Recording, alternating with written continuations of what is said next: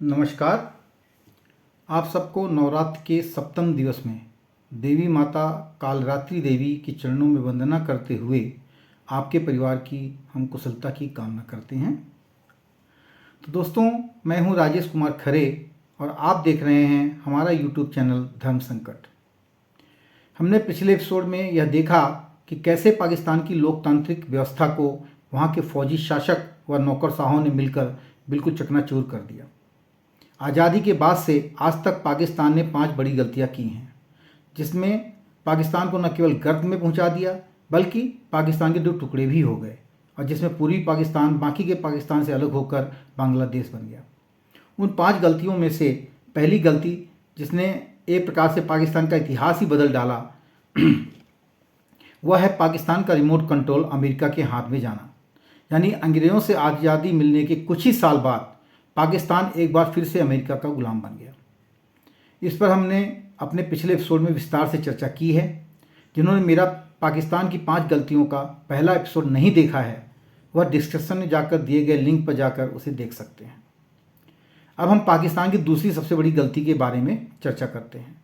किसी भी देश की लोकतंत्र की मजबूती में वहाँ की न्यायिक व्यवस्था या आप कह सकते हैं जुडिशरी की बहुत बड़ी भूमिका होती है। लेकिन आगे बढ़ने से पहले अगर आप हमारे इस धर्म संकट चैनल को पहली बार देख रहे हैं तो आपसे निवेदन है कि अगर मेरा कंटेंट आपको पसंद आए तो आप मेरे इस वीडियो को लाइक अवश्य कर दीजिएगा, और जिन्होंने मेरे चैनल को अभी तक सब्सक्राइब नहीं किया है वो सब्सक्राइब कर दें। साथ में बगल में दी गई आइकन को प्रेस कर दें, जिससे हमारे चैनल की नई नई एपिसोड जो भी आएंगी उसका नोटिफिकेशन आपको पहले मिल जाए। तो चलिए आगे बढ़ते हैं। पाकिस्तान में 1954 में वहाँ की सरकार ने एक संविधान सभा का गठन किया, जिसका मूल काम पाकिस्तान की न्यायिक व्यवस्था को सुचारू रूप से चलाने के लिए तथा वहाँ की जनता को न्याय दिलाने के लिए और वहाँ की सरकार को एडवाइस देने, साथ में नए कानून बनाने व पुराने कानून जो न्याय संगत नहीं थे उनको संविधान से हटाने की सिफारिश करना शामिल था, जिससे नए नए बने पाकिस्तान की कार्यपालिका और न्यायपालिका तथा चुनी हुई सरकार को उनके दायित्व का निर्वाह करने में सुगमता हो। उस समय में पाकिस्तान में राष्ट्रपति को गवर्नर जनरल कहा जाता था। गुलाम मोहम्मद उस समय पाकिस्तान के गवर्नर जनरल हुआ करते थे।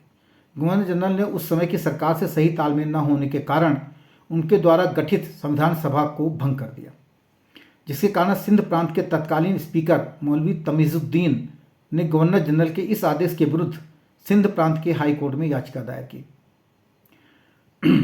हाई कोर्ट ने दोनों पक्षों के बयान सुनने के बाद इस मामले में बहुत बड़ा फैसला देते हुए गवर्नर जनरल के आदेश को खारिज कर दिया तथा संविधान सभा को फिर से बहाल कर दिया।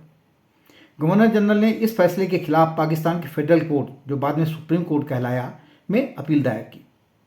उस समय पाकिस्तान के फेडरल कोर्ट के चीफ जस्टिस थे मोहम्मद मुनीर, जिन्होंने 1955 में एक नई मिसाल कायम करते हुए कानून ए ज़रूरत नाम की एक अवधारणा, जिसे इंग्लिश में आप कह सकते हैं लॉ ऑफ नेसेसिटी, को जन्म दिया तथा हाई कोर्ट के फैसले को पलट दिया।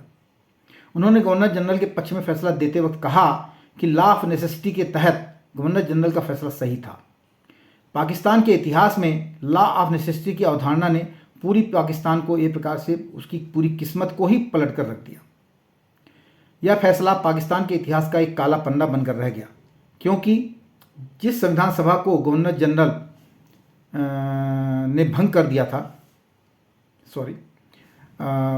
उसी संविधान सभा ने आगे चलकर पाकिस्तान में चुनाव घोषणा करके चुनाव करवाना था।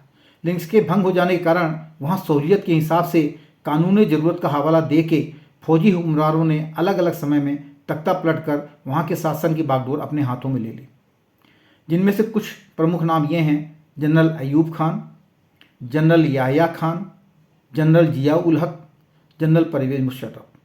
और इन सभी ने तख्ता पलट को जरूरत बताकर मार्शल लॉ लगाकर उस समय की चुनी गई सरकार को बर्खास्त कर दिया, और इस तरह फौजी हुक्मरानों ने पाकिस्तान में कई वर्षों तक शासन किया और पाकिस्तान का बेड़ा गर्क कर दिया।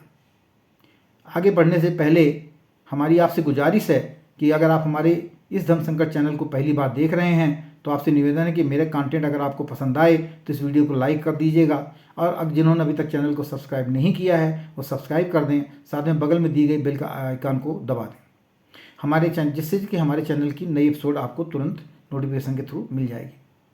तो आगे चलते हैं। क्योंकि पाकिस्तान की पूरी इकनॉमी अमेरिका से दिए गए ग्रांट पर निर्भर थी और अमेरिका का पूरा ध्यान पाकिस्तान की आर्मी को मजबूत बनाकर उसका उपयोग अफगानिस्तान में रूस के बढ़ते कदम को रोकना था।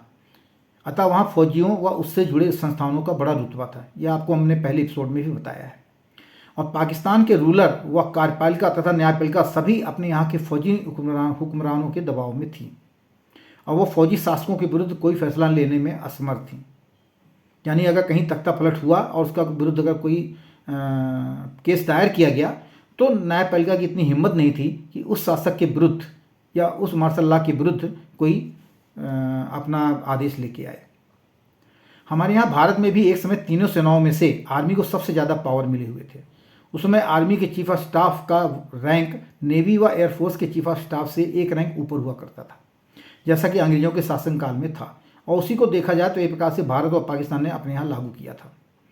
लेकिन जब पाकिस्तान में बार बार वहाँ के मिलिट्री शासक ने चुनी सरकार को मार्शल लॉ लगाकर उखाड़ फेंका तो भारत की कांग्रेस सरकार ने अपने यहाँ के कानून में मिलिट्री कानून में परिवर्तन करते हुए तीनों सेनाओं के चीफ ऑफ स्टाफ के रैंक को बराबर कर उनके अधिकार भी एक समान कर दिए तथा उनके ऊपर यह प्रतिबंध लगा दिया कि वह तीनों बिना सरकार की जानकारी के आपस में नहीं मिल सकते।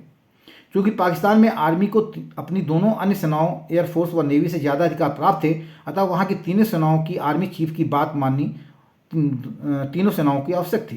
क्योंकि आर्मी चीफ का रैंक व अधिकार बाकी दोनों सेनाओं के चीफ के अधिकार से ज़्यादा था, यानी वो आर्मी चीफ वहाँ सुपीरियर थे।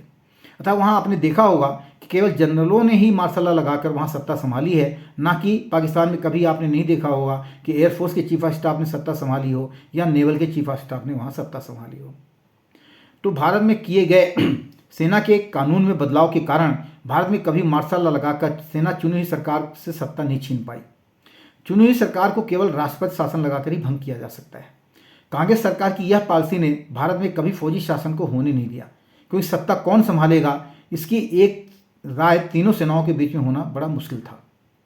1955 में कानून में लॉ ऑफ नेसेसिटी की अवधारणा के आधार पर फैसला देने वाले जस्टिस मुनीर ने 1984 में अपनी लिखी एक किताब में फ्रॉम जिन्ना टू जिया में उस फैसले का जिक्र करते हुए लिखा कि मोहम्मद अली जिन्ना के बाद उनके उस फैसले ने पाकिस्तान की तकदीर ही बदल डाली। और इसी कानून ए ज़रूरत की अवधारणा के कारण उस समय के तत्कालीन प्रधानमंत्री जुल्फ़िकार अली भुट्टो को फांसी देकर मौत के घाट उतार दिया गया। तो आपने सुना कि कैसे पाकिस्तान की इस दूसरी गलती ने वहाँ बार बार फौजी जनरलों द्वारा सत्ता को हथियाने का रास्ता खोल दिया, जिसकी पूरी जिम्मेदारी chief justice of Pakistan justice Munir की 1955 में दी गई नई अवधारणा लॉ ऑफ नेसेसिटी को जाती है। आगे हम आपको पाकिस्तान की तीसरी गलती के बारे में बताएंगे, अगले एपिसोड में बताएंगे, उसे देखना मत भूलिएगा। जय सनातन, धन्यवाद।